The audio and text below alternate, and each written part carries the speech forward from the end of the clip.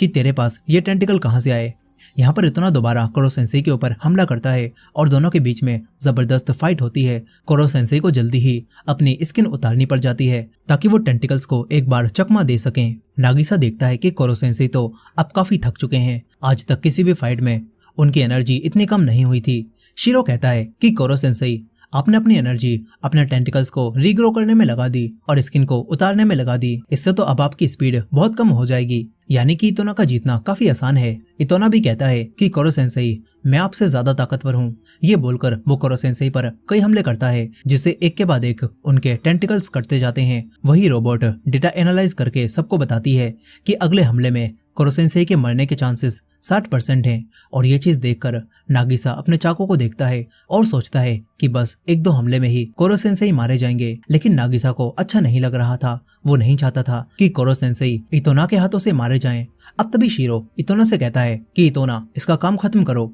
और तभी इतोना कोरो सेंसेई के ऊपर हमला करता है, लेकिन अचानक उसके टेंटिकल्स को कुछ हो जाता है और वो खराब हो जाते हैं। पता चलता है कि कोरो सेंसेई अपनी स्पीड की मदद से तेजी से वहां पर हट गए थे और उन्होंने वहां पर नागिसा का चाकू रख दिया था। और क्योंकि इतोना के पास बिल्कुल कोरो सेंसेई जैसे टेंटिकल्स थे, इसी वजह से वो टेंटिकल्स इस चाकू से अब खराब हो गए हैं। अब इसके बाद कोरो सेंसेई उसे अपनी स्किन में लपेटकर क्लास से बाहर फेंक देते हैं और कहते हैं कि तुम्हें पहले क्लास में रहकर एक्सपीरियंस लेना चाहिए था, तुम मुझे मार पाते, मगर अब तो तुम रिंग से बाहर हो, इसीलिए जीत मेरी हुई। सभी बच्चे भी इतोना के हारने से खुश हो रहे थे। अब इसके बाद शिरो इतोना को लेकर यहाँ से जाने लगता है। कोरो सेंसेई उसके पास आकर उससे कुछ पूछने वाले थे, लेकिन जैसे ही वो शिरो को हाथ लगाते हैं तो उनके टेंटिकल्स पिघलने लगते हैं और शिरो कहता है कि ये कपड़े भी उसी मटेरियल से बने हैं। ये बोलकर वो चला जाता है। अब तभी एक लैब का सीन दिखाया जाता है जहाँ पर आग लग रही थी और एक लेडी बेहोश थी और ऐसा लग रहा था यहाँ पर कोई क्रिएचर आजाद हुआ है। प्रेजेंट टाइम में नागिसा और बाकी बच्चे कोरो सेंसेई के पास आते हैं। इनका अपने टीचर से अच्छा बॉन्ड बन चुका था और नागिसा पूछता है कि कोरो सेंसेई, आपने पढ़ाने के लिए हमारी ई क्लास को ही क्यों चुना।